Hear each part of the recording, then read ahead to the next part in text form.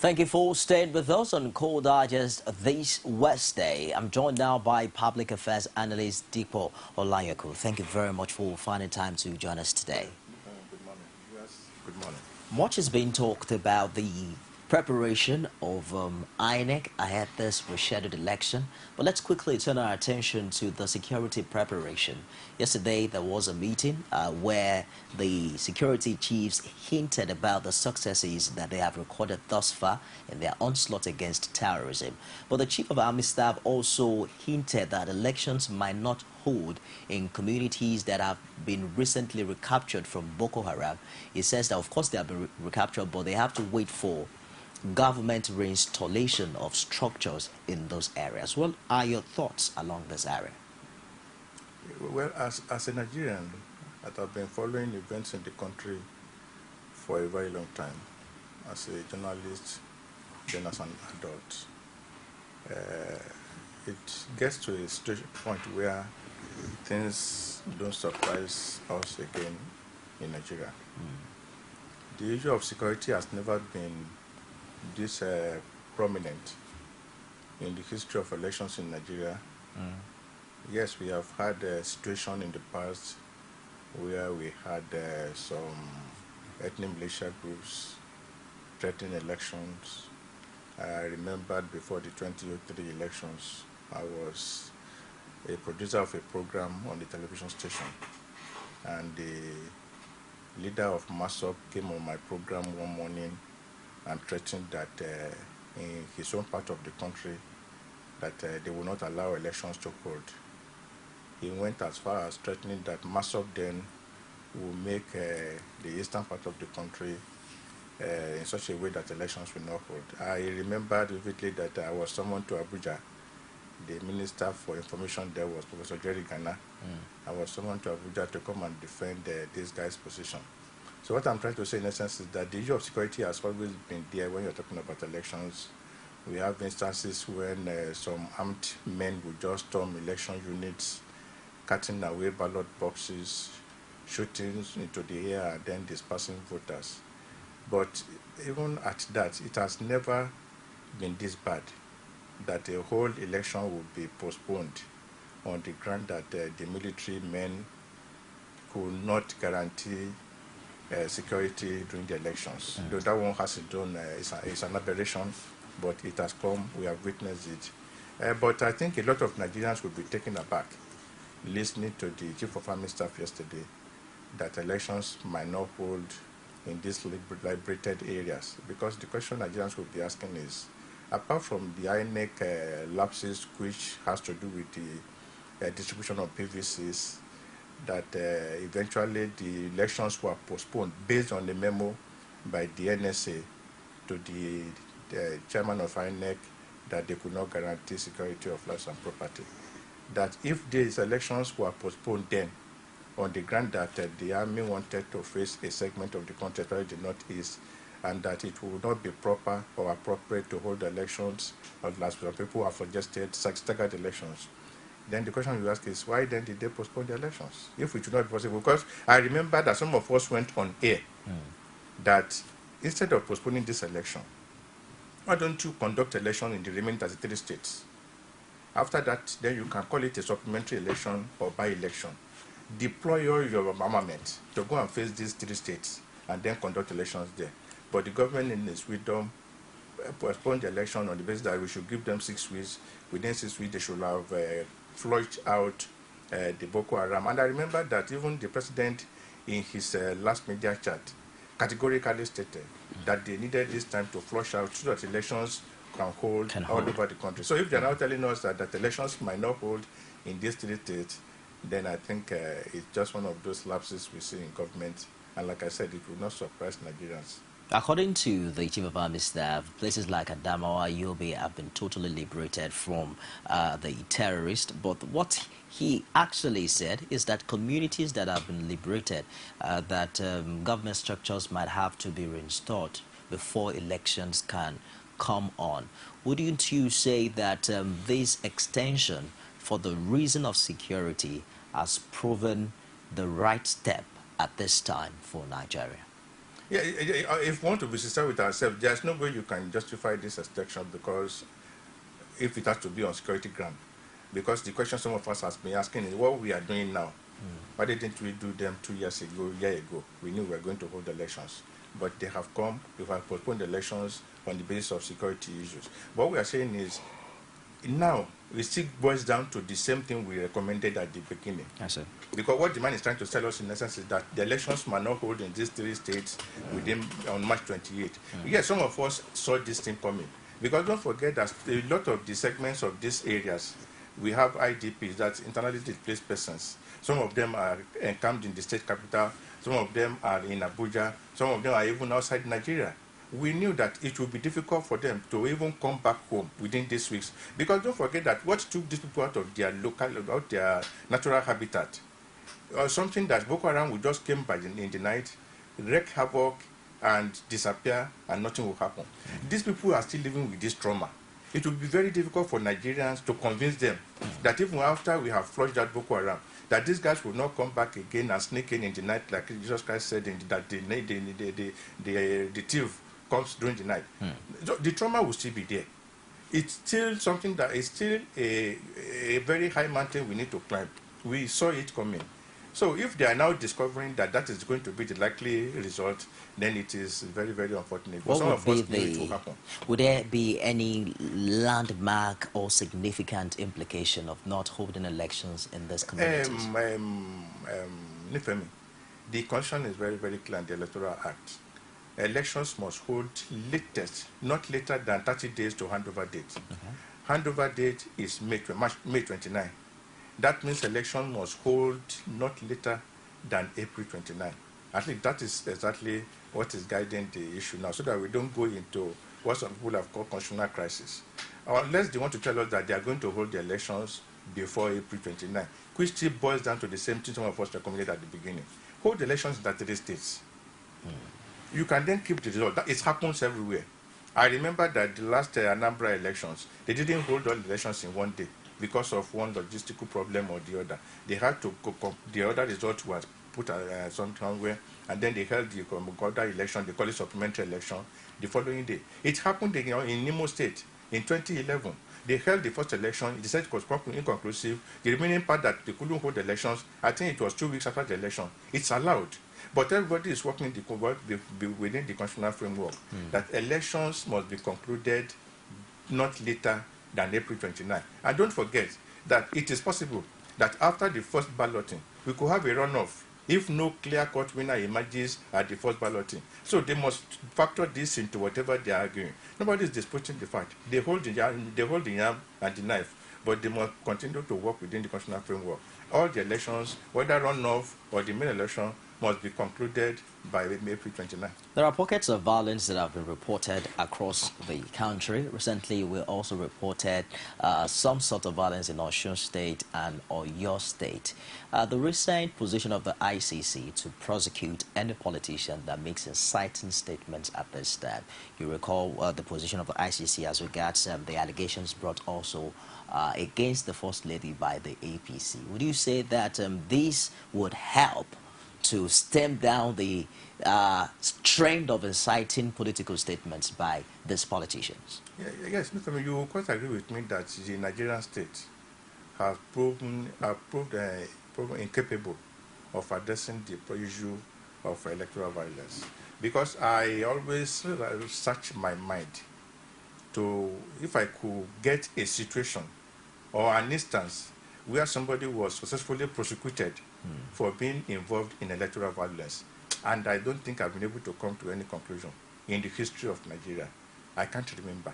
So until when you have a situation where somebody or some people or a group of people will just wreak havoc on the people, so at times they will disappear, even when they are arrested, the matter gets settled at the police station.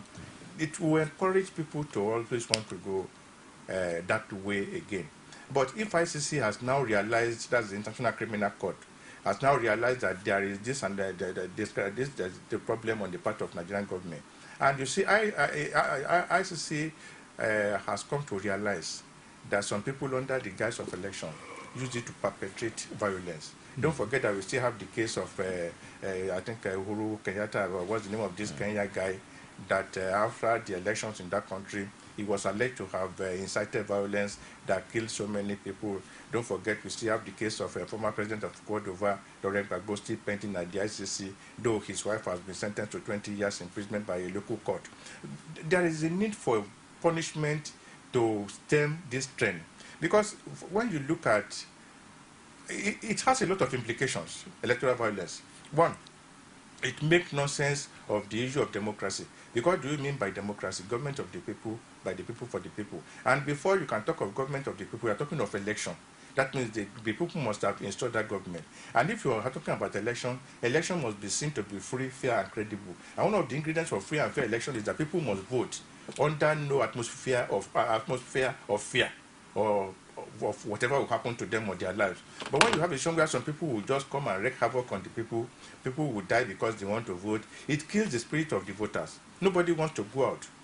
Because you don't know what is going to happen on the election day. So that is why it is necessary for the whole world, if we want to promote democracy, to find a way of stemming this tide. And if the local government, and when I say local, I mean the government of that country, like that happened in Kenya, cannot solve that problem, I think the international community must definitely step into the matter. But what has been the challenge for Africa as a continent and not being able to prosecute its own? Because many are also beginning to look at the role that ICC seem to play. Many are asking, when will ICC prosecute its first white offender? Why is ICC focusing majorly? Most of its cases are being on Africa. It is very unfortunate that election in Africa especially is seen as like a tribal or like a civil war, where all is fair in war. That's the way they see elections. To them, election is war. And in election, they say in war, all is fair. Though we now have a rules of engagement as per the Geneva Convention as to how you can prosecute wars. But even at that, more often than not, those who perpetrate these evils are the one that eventually wins the election. And it will be difficult for somebody to prosecute rather the people he used in winning wars. I think that is where the ICC is coming into it. As to why the whites are not really are not being caught in the web of this violence and the ICC dragnet, most often than not, I don't know if the whites always engage in this do or die affair because they want to conduct elections. You have elections in countries where people will just go from their office, they cast their ballot, and then they go back to the office. But in Nigeria or most of the African countries especially, though in other countries in Africa they are improving, in most of part of Africa, they see election as you tie down, you lock down the whole city because you want to hold election. That is why on the election days in Nigeria, they will tell you no movement between 8 and 6 in the evening. The whole of that day is paralyzed. And the election should be fun. But in Africa, it's like election is a very serious business and everything is deployed towards it. But what we believe is that unless and until we begin to punish by the perpetrators of this act, we will continue in this part. Let's open the phone lines. Hello, good morning. Welcome to Call Digest. Hello. What's your name? My name is Alhaji Bashir Buhari. Alhaji Bashir Buhari. Where are you calling from? From Lagos, yeah. From Lagos. Please go ahead with your contribution. From Yaba, Lagos. Yeah. All right, turn down the volume of your TV set. Yes, I'm very happy with the. Yes, I'm very happy with our brother there, and for him to be able to say something which is very important. You see, at this age, I don't think we're supposed to be having this kind of problems, where some people have been given weapons, shooting here and there, killing. I mean, let me just tell you, we just believe that no matter what the position, God who created us, He has already finished everything, whether we believe it or not. It's just we are coming to pass through it. The person that's going to be a president is going to be, no matter what the situation. If we know our God that we are serving, and we believe that we are going to praise Him, and the question of what we are able to do after we demise, we will not be doing all these kind of things. I think because we take God for granted in this country. That is why people forget about God. They worship money. They do all sorts of things. Look, let me tell you, one party is going to be president, no matter the situation. One person is going to be the president, no matter the situation.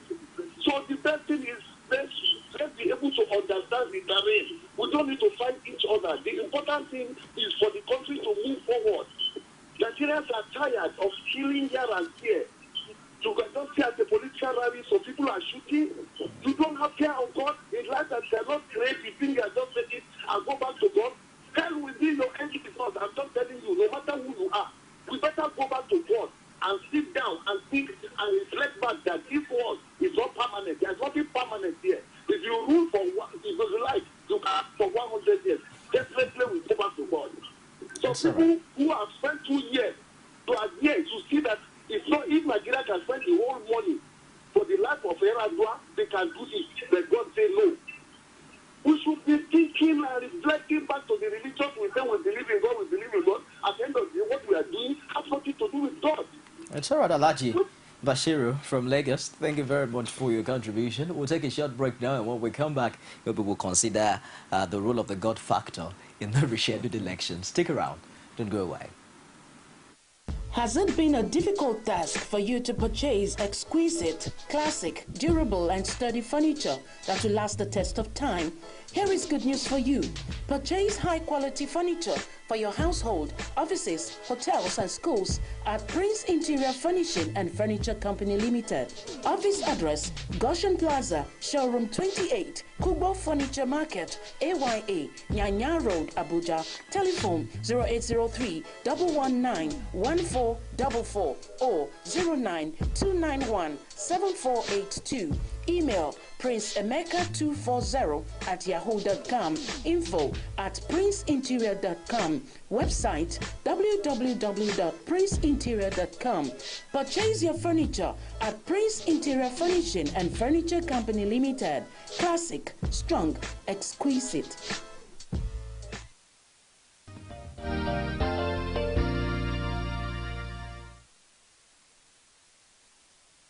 Thanks for joining us again. It's Core Digest Wednesday, exclusive to Core TV News, and we're discussing issues and controversies ahead of the rescheduled elections, March 28 and April 11. The countdown is on, and many are asking how prepared are the stakeholders ahead of the election. I'm joined by veteran journalist and public affairs analyst DIPO OLAYOKU on the show. Thank you very much for finding time to join us again. What impact do you think this idea of what will be? God already knows who will become the next president of Nigeria. What impact do you think it's had and it's going to have on the attitude of Nigerians to actively participating in the electoral process? Yes, because if we are looking at it from the religious perspective, it is believed that nothing happens outside God's knowledge. There is even a portion that says respect or pray for your government, because no government is formed outside government, God's projection. But some of us have always asked the question that if we are talking about, are you telling us that governments like that of Abacha was okayed by God, or are you going to convince people like me that the government like of my late Mobutu Sese Seko was ordained by God? But I don't think we should go into that realm. There are certain things that God has given to human beings to perfect. God has done his own bits. It is now left to you and I to now determine how we are being governed and stuff like that. But you see, there's something we need to understand, that in some parts of Africa, and especially in Nigeria, government is like a gold mine. If you get into government, it will be very difficult for you to be poor again in Nigeria. We are just being assailed with stories of the loot allegedly stolen by Abacha, and it's like countries have been returning the money, and it's like they still have a lot of money to return to Nigeria. Then you ask yourself that question: how much was Nigeria selling crude that time Abacha was in government? I don't think it was more than 22, even if it was up to that, because. And yet you continue to return tranches of dollars, and they still they're still there. So the moment you find yourself in government, unless you are not very close to some of these guys in government, you will marvel at how their lifestyle have changed all of a sudden. They go into an opulence which you will not be able to explain. And so, because of that, you can imagine that is why we still have this kind of do or die to get there, because they know that the moment you get there, it will be difficult for you and your family to be poor again. I was listening to the OPC leader, though there have been some of these stories before I listened to that interview, where he said some people are against President Jonathan because of the oil block, that the oil block license will expire by September, and the president will have to re-award or revoke the licenses. And then it is not what he said that really jolted me, but that the fortune of a country will be in the hand of an individual. So you can imagine if the guy eventually gets to office. That is why there's this do or die to get to that office. Because if you look at other countries, the economic power of a state should not be in the hand of an individual. That is why it will be difficult for the British Prime Minister to talk about patronage. That's why it is difficult for an American president to talk about patronage to friends. That is why it will be difficult for an American president or British Prime Minister to just send a load through the Minister for Finance to the customs that somebody should be giving waiver when he's importing anything to Nigeria. So it's like there's a need for us to look at the characters and the component of the governance. Because if somebody wields so much power, you can imagine that that person is like a god in that community. And somebody will want to get there, because the moment you get that power, it is very difficult for you and your family or your friends to be poor again. I think that is one of the issues we need to consider. Because if it is just to go there and serve, and you know that the perks of office is not something that will last you forever. There will be the race for that thing will be minimized. The tendency to do anything to get it will be minimized, because you will know that even when you eventually get there, what is going to happen to your life. I was reading on Facebook the story of one president. They said he's the poorest president. The guy is retiring very soon. He's riding one very old B2 car. So in such a country, there can't be this kind of rat race. There can't be this kind of do or die because you want to get to office. But in a country where you have in the presidential fleet alone, you have 11 aircraft. Even the British Prime Minister doesn't have that. The American president doesn't have that. But in a country like Nigeria, you have a presidential fleet that have 11 aircrafts. Everybody will want to struggle to get to that place, because you can imagine what you can do with 11 aircrafts in the fleet of the president. You can imagine the type of vehicles that the person will be riding. Even go and look at some of our governors. When you see the convoy of a governor, and then you assess it, the cars that will be in the governor's convoy will be up to close to 1 billion naira. When you have a car of 50 million naira, and you have 11 in the convoy of a governor, that's about 550 million naira. In the convoy of a governor, you can imagine that of the president. So there will always be this do or die to get there, because the moment you get there, you are completely taken out of the realm of Nigeria. You completely alienated from Nigerians. You don't feel what they feel. You will not even know that NEPA is not functioning, because the moment NEPA strikes, automatic generator comes on. So if somebody is telling us that we have not had light for 4 days, you will think, oh, these are mischief makers. So that is the reason why we have this do or die to get to office. Well, the way it sounds, it doesn't appear as the change is really in the hands of one politician getting to the power or not. It sounds more like a systemic failure. How do you see that being solved? Yes, systemic failure, and also the individual itself has a lot of role to play. Because when you're talking about countries that have made it up today, you have China there. There was a man they called Chairman Mao. You have Indonesia there. There was a man they called Suharto. You also talked of the story of Singapore. So there are always an individual that will want to make the difference. That is the issue. Because if somebody, it's not a matter of campaigning for somebody. I was listening to one of the speeches by the APC presidential candidate, who said, if I become president today, I will convert all the presidential aircraft to commercial places. There will be any money for Nigeria. It takes an individual to do these things. When before late Professor Dora Akoyeli, there was a NAFDAC. But when the woman got there, all of us became aware of what he did in NAFDAC. So it always takes an individual to do something that is remarkable. Even when you are hindered by the structure or the systemic failure, as you called it. There was a what do you call it, EFCC. everybody is asking, except the EFCC still alive to talk today. Somebody actually asked me that question yesterday. At least there was a time, even with all his imperfections, there was a time there was a Nuhu Ribadu in the EFCC. As a human being, he's not fallible. So, but there was a difference. So I think we are hiding under that excuse of, oh, it is a systemic structure. It takes an individual to bring that change. It is possible. So now attention quickly to other developing stories. The Nigerian Electricity Regulatory Commission announced recently, on Tuesday actually, announced a reduction of electricity tariff by 50%. Before now, it was a reduction of the pump price of petroleum from 97 to 87 naira. Do you read any political meaning to this series of reduction? I'm not really particular about the political meaning, but I'm only particular about the implications for Nigerians, because we have always been shouting that what these people are doing is what they are doing amounts to rip-off, because they will come and read your meter. At the end of the day, what they bring is estimated, not what you have consumed. And as a matter of fact, somebody raised an issue on the paper, on the program today, and I quickly ran to my meter, my NEPA bill, and I discovered some years back, you know, it was possible for you as a Nigerian, when you look at what you have consumed over in the month, you can even at least get something close to this amount of money I'm going to pay at the end of the month. I was doing it regularly. But these days, you cannot do that again, because then you knew that it was 4 naira per unit. But now you don't even know. I was going through my NEPA bill today. I couldn't find any amount that is okay per unit. This is what you are going to pay. Somebody raised the issue on the radio program today, because what they are doing is nothing but robbery. So if they said they are reducing by 50%, how much was it before? I quickly did an arithmetic of the unit they say I consumed and the amount of money they brought. I discovered that it was about 13 naira, 99 kobo. It doesn't make sense to me. So, but I said, okay, that's what they are doing. It's arbitrary. If they are reducing by 50%, how would I know?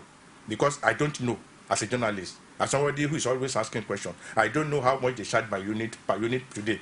But then it was always on your bill. They say 4 naira per unit. But this day you cannot see that. Then what happened to the 750 naira? Which they said this holding charge or whatever they call it. When they wanted to introduce this unbundling, I listened to Samamadi. I watched him on radio, on television and on radio. He said the 500 naira we were paying before, that they were going to remove it. All of a sudden, we eventually saw 750 naira. So, well, we let us wait and see. Unfortunately, they have brought the last bill. The next bill they are going to bring will be after March 28 elections. So I don't know how that one is going to affect me, because if anything happens, they might eventually revert to their thing. But what we are saying in essence is there is a lot of exploitation attached to this thing. Let me even shock Nigerians again. We got to our church on Saturday, and we discovered that these NEPA boys have brought down our wire. We are using prepaid meter. So the following Monday, I went to because I'm the church secretary. I went to their office. What happened? We are using prepaid meter. Why did you drop our wire? They said because they discovered that we have not recharged for a very long time. I said, how can we recharge? You are not giving us light. In our church for the past 2 years. But for crying out loud, you have not been using the light. In our church for the past 2 years, I'm telling you, we have been using generator. So how can we recharge?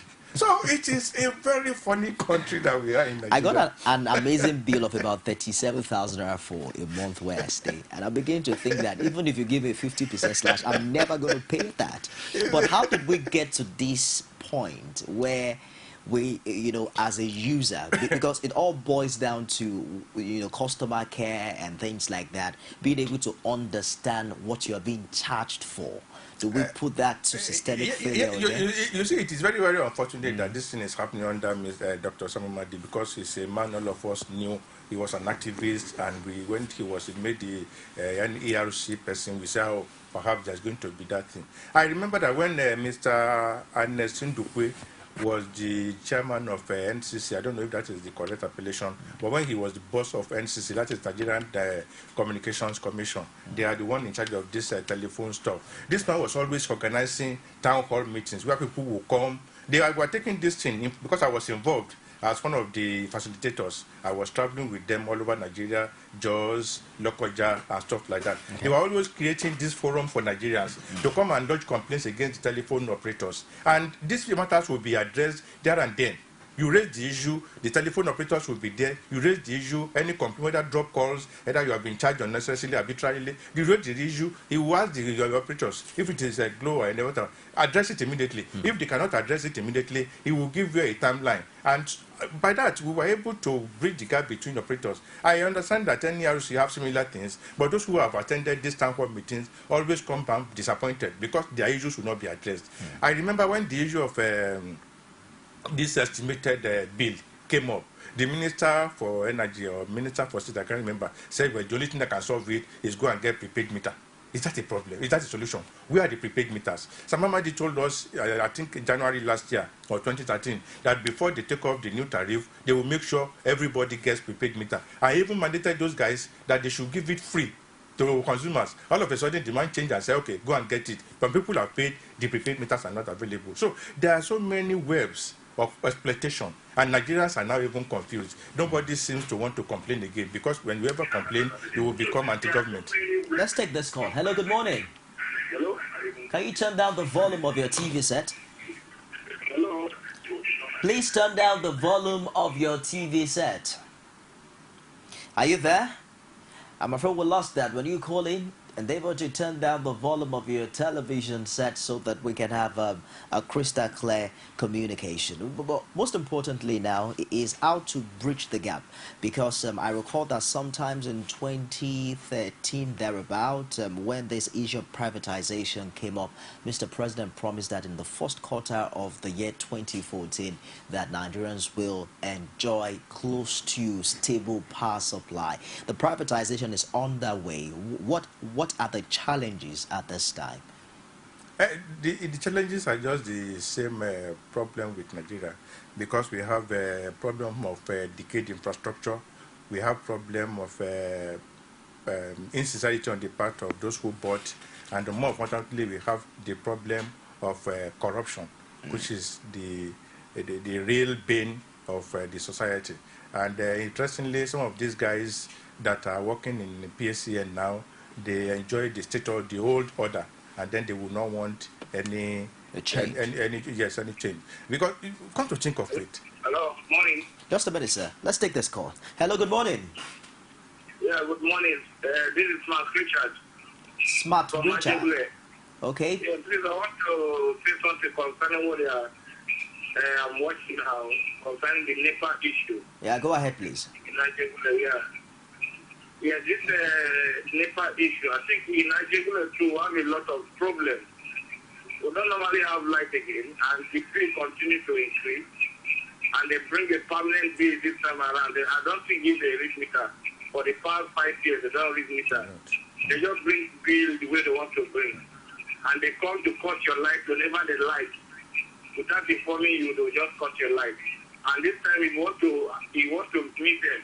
They are coming with a police officer to harass you with guns. So we don't know how we can handle this issue now. It's all right. Thank you very much, Smart Richard, for your contribution from Ajegule. It seems to be the same story everywhere. Yes, it is very, very... Because I remember when I got to the office and I told my friends, some of them were laughing, they were rolling on ground that they came to drop your cable, prepaid meter. And they said because you didn't recharge. And that is the problem. Because tell me, what do you do if you get to the office and they tell you this? What you only do is you just allow your frayed nerves to calm, because you don't have to allow yourself to be provoked. And that's exactly where they have beaten Nigerians to now. They have pushed Nigerians to a stage where, okay, well, let us leave them to God. And this is not how to build a nation. Because if you have beaten your people to a showing where they say, oh, let us leave it to God, it will be difficult for them to get them to work for the nation. Because they see this nation as if this nation is changing them in every sphere of life. And that is exactly what people that are in opposition authority should understand. Good morning. What's your name? Where are you calling from? Hello, I'm calling from... my name is Muhammad. I'm Kebbi here. Mohammed from Kebbi? Yes. Please go ahead with your contribution, Mohammed. Okay, I'm talking about the issue of electricity. Exactly. Okay. What's the situation like? My comment or my contribution is that the politicians should fear God. The promises they have been doing. It's not that they don't allow they have, they are able to you can't go and promise, just always promise.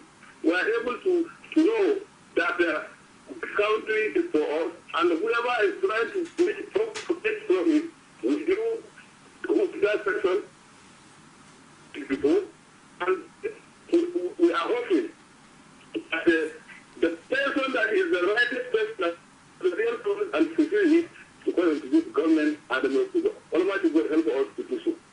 Thank you very much, Mohammed, for your contribution from Kirby. Okay, it seemed to look at it from a bigger picture there, talking about leadership and all of that. But you raise an issue.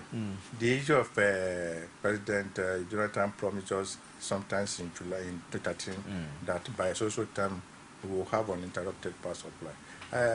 I think there's a problem with communication within the government circle. For example, let us just digress a bit. Look at the case of the recent embarrassment between Nigeria and Morocco. We were going to get there. Then, before then, you have the embarrassment involving the Ministry of Justice, where the Ministry of Justice went to swear to an affidavit as to why they should not read card reader. When the thing became embarrassment, the minister said he didn't know about it, and the thing emanated from his ministry. So there's a problem of communication. Sometimes in 2007, I think it was in February, some 3 months to Obasanjo's vacation of leaving office, he came to Papaland, to Omotosho, to come and commission some IPP projects. And as at that time, Nigeria was generating between 2,000 and 2,300 megawatts. And the then President Obasanjo was telling Nigeria that before he leaves office in May 29, that Nigeria will be generating 10,000 megawatts. And some of us were asking, what is going to be the magic? We are in February. You are generating 2.3. By May, you are probably not 10,000. I remember that when the late President Yaradua was still in office, Akunyili was then Minister for Information. And one man, Mr. Malam Usman, former Deputy Governor of Central Bank, was the Minister for National Planning. Up till October, November, they were telling us by December that Nigerians will celebrate 10,000 megawatts. I'm talking of rather than December 2008 or 2009, before Yaradua died. That was 2009. Are we having 10,000 megawatts? So if the president told us in 2013, it's like that is the talking stage of people in government. There is always a break between their words and their actions. Let's take and this that call. is what we should understand. Hello, good morning. Yeah, my name is Ola. Can you speak louder than that? I can hardly hear you. Yeah, I said my name is Ola. Good morning. Good morning, Ola. Where are you calling from? I'm calling from I'm afraid we lost that. Keep trying. The network is pretty bad this morning, but we'd love to hear from you. You know, one of the talking points of the Jonathan administration is that it has increased the megawatts from some little over 2,000 to over 4,000 megawatts. But have we been able to really match these megawatts to power supply, so to speak? Is it a function of having 10,000 megawatts or having I think it's an uninterrupted supply power? To the engineers that are versed in this business of electricity, you know, it has so many phases. You have the generation, you have the transmission, stuff like that. Yes, so when they talk about 4,000 megawatts, the problem is how much of this have been able to transmit to your house, to your office, to your industries, and stuff like that. And don't forget, we earlier mentioned the issue of decayed infrastructure in all spheres. Decayed infrastructure in terms of generation, decayed infrastructure in terms of transmission, distribution, and stuff like that.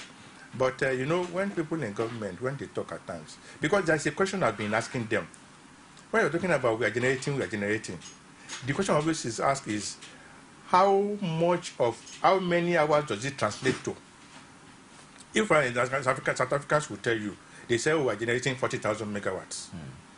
If Ghanaians will tell you, oh, we are having 14, 15 hours on interrupted power supply, the question I always ask is, how many hours supply will this one translate to?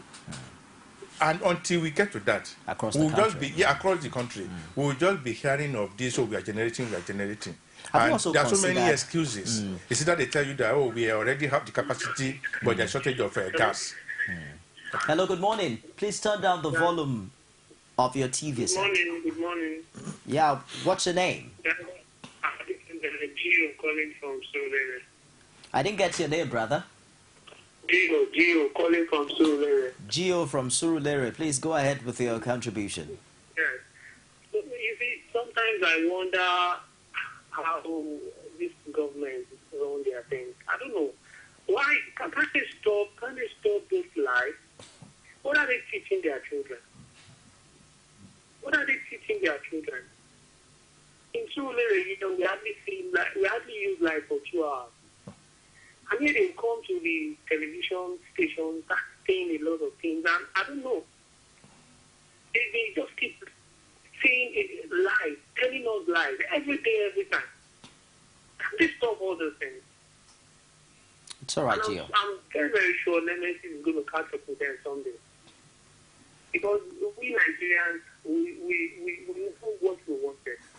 And this time around, we're coming out to vote. All these protests they are doing, they are bringing OPC, bringing Masol, bringing whatever they want to. Let them continue. They're only trying to scare people. Yes, they might scare people. But we that are determined, we definitely go out and vote. And whatever they want to do, let them come and do it on that day. It's all right, Gio. Sounds quite angry there. But have you also considered the politics behind all of this? Nigeria has an amazing market for generators. Almost every home you get to at least has a unit. Consider uninterrupted supply of power. Do you see that market getting ready to give way at this time? As a matter of fact, I think some years back, I think it was under Yaradua or under Obasanjo, one minister was making an allusion to the fact that there was the issue of sabotage on the part of generator sellers.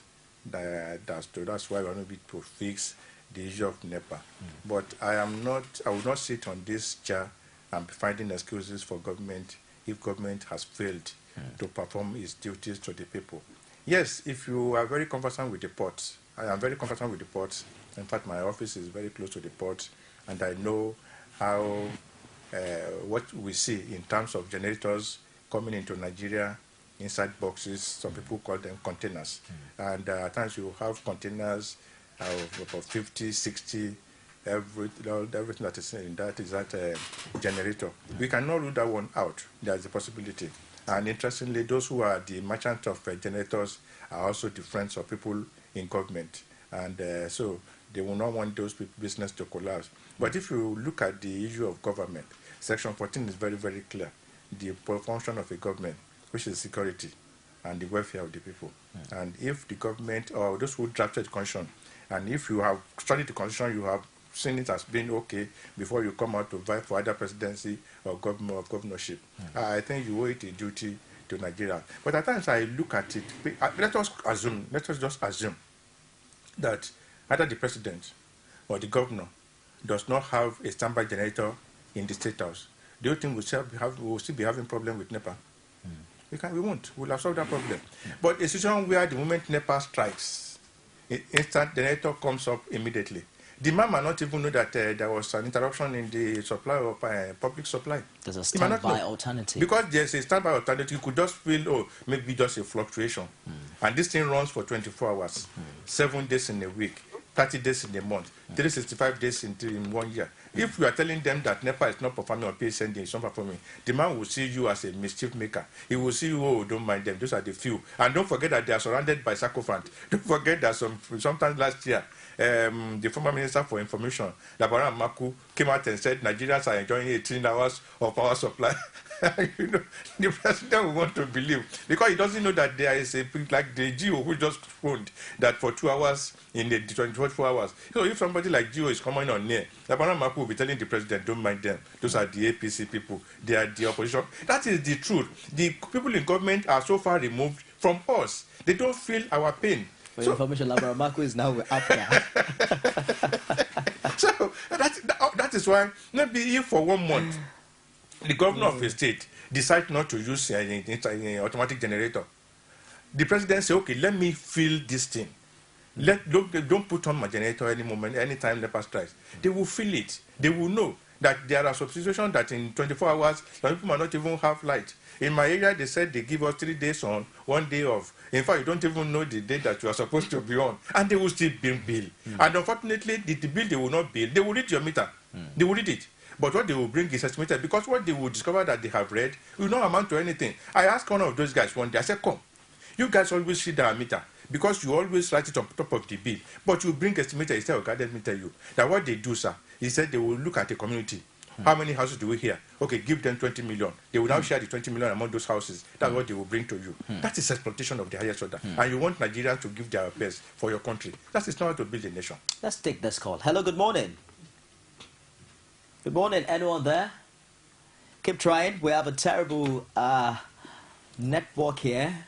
But we're hoping that we'll be able to reach you if you keep trying. But don't forget to turn down the volume of your TV set if you can. Let's quickly turn our attention to the diplomatic row between Nigeria and Morocco. The developing story here is that the Nigeria authorities says that President Goodluck Jonathan will not apologize for issues that led to the diplomatic row. As a matter of fact, the Minister of Foreign Affairs says that according to him, he did not play any role in the misinformation, talking about Mr. President, that emanated from his ministry, that if there's anyone that should apologize, it should be the King of Morocco. What are your thoughts along this line? Under a serious government, and I will use that word emphatically, under a serious government, the minister should have left office by now.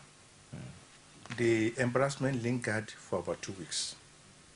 What is the big deal in telephone conversation between two presidents? What were they trying to prove when they released that thing that the president spoke with the King of Morocco?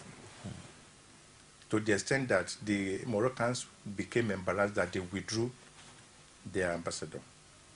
And interestingly, somebody from the Ministry of Internal Affairs, Foreign Affairs, was so emphatic that the president, our president, spoke with the king.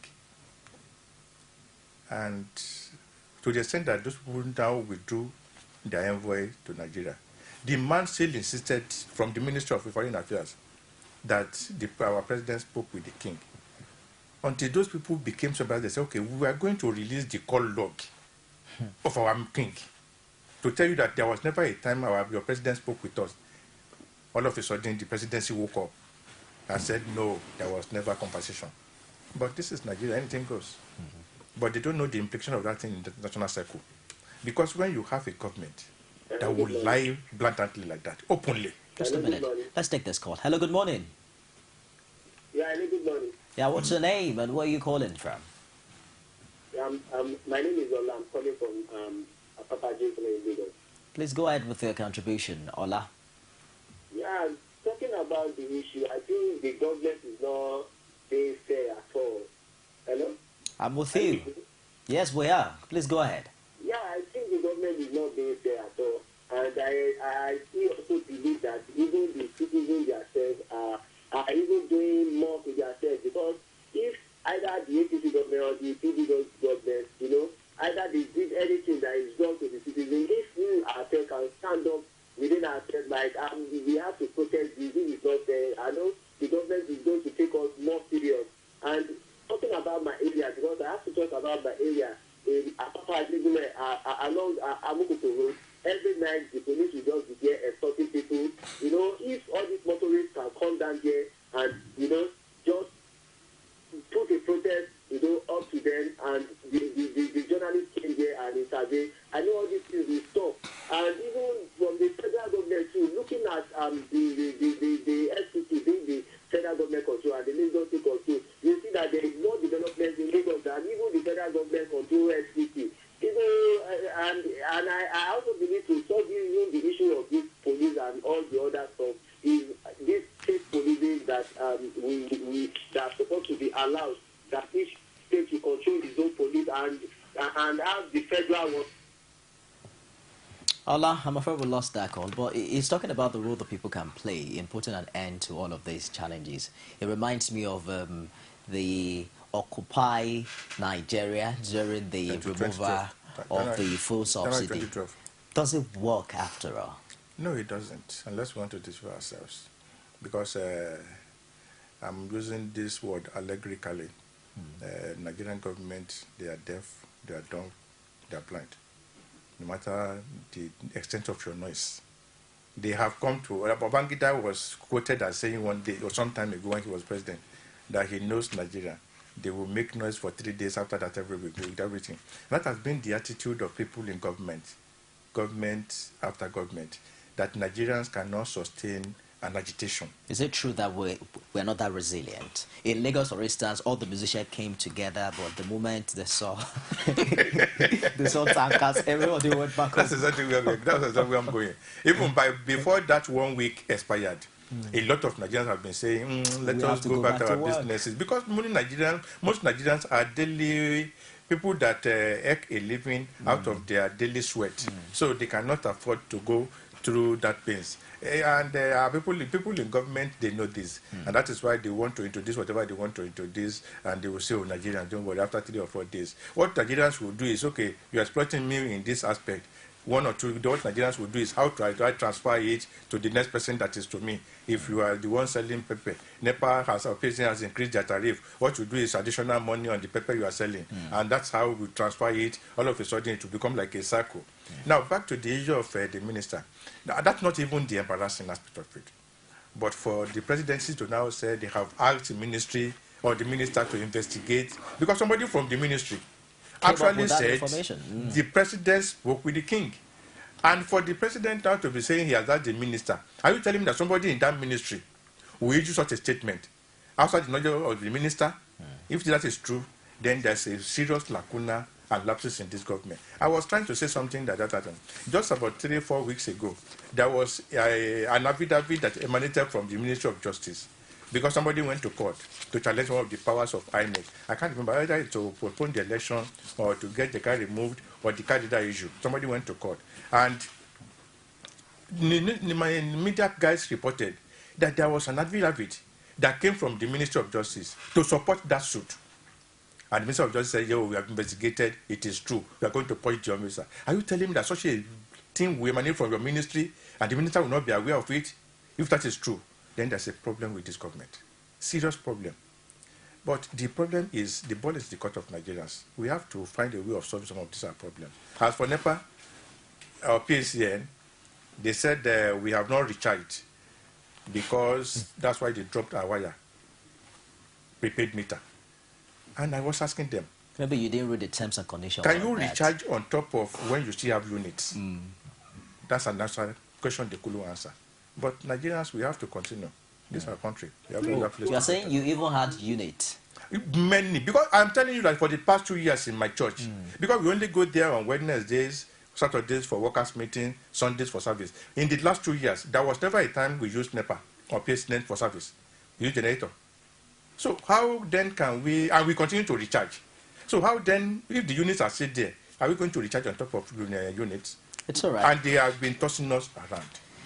We have to wrap up this segment now. Well, it's few days to the rescheduled general elections. Many are beginning to talk about voter apathy setting in because of the rescheduling, and not many Nigerians are even sure. You'll be amazed what people are saying on social media, that a week to the February 14 election, there were issues that elections were going to be postponed, and indeed it happened. And now the Chief of Army Staff is saying elections wouldn't hold in communities that have been liberated. That might just be another writing on the wall that there is a perceived postponement. What should be the attitude of that average Nigerian who's gotten his PVC at this time? I have had the privilege of appearing on television programs, radio programs after the postponement, and I always use that opportunity to hammer it into the ears of government that what they needed to do after the postponement was to mount a serious campaign that will convince Nigerians that there's going to be elections.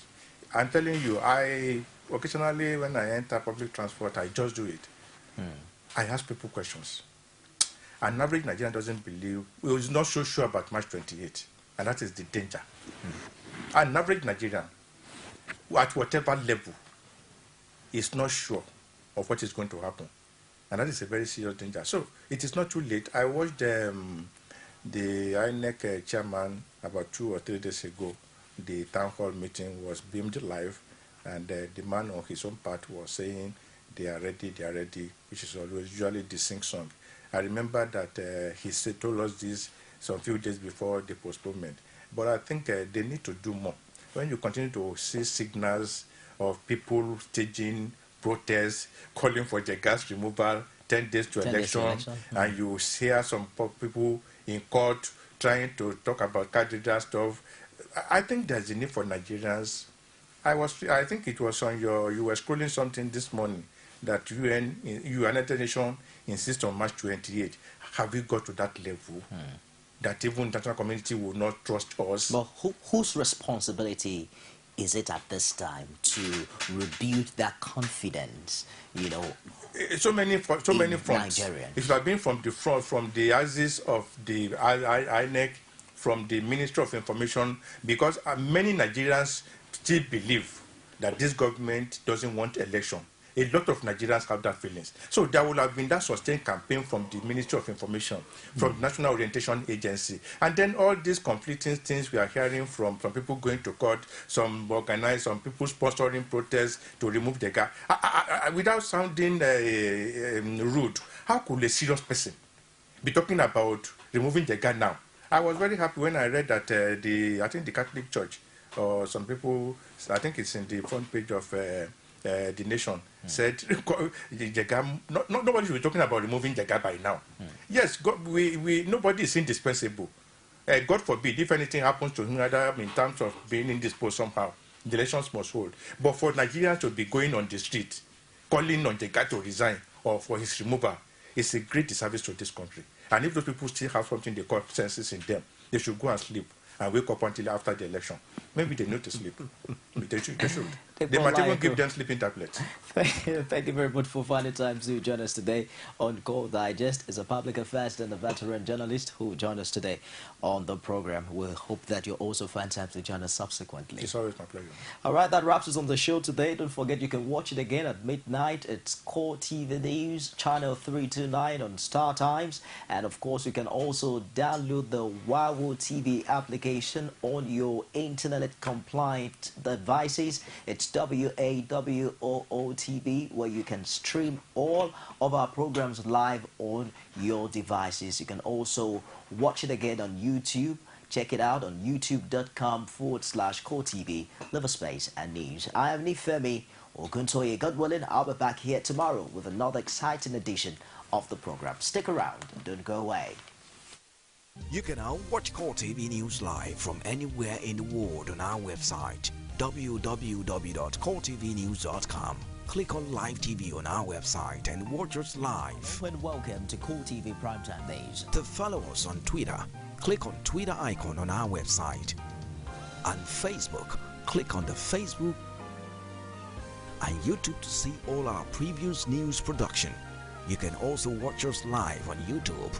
Click Core TV, leave a space, then news. Core TV News, a 24-hour news station.